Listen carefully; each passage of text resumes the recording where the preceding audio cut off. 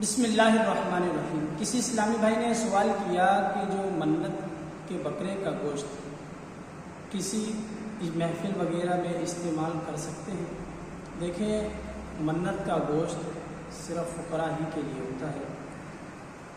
وہ غنی یعنی اغنیاء، مالدار اور سادات کرام کے لیے حلال نہیں ہے۔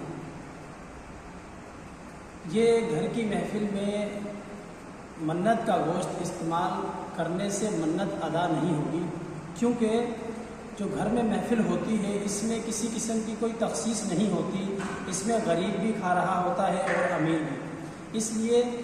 اس لیے ضروری ہے اس میں کہ سادات کرام بھی نہ ہوں اور اغنیاء بھی نہ ہوں، صرف فقراء ہی کی ملک کیا جائے گا تو یہ منت ادا ہوگی، ورنہ منت بھی ادا نہیں ہوگی۔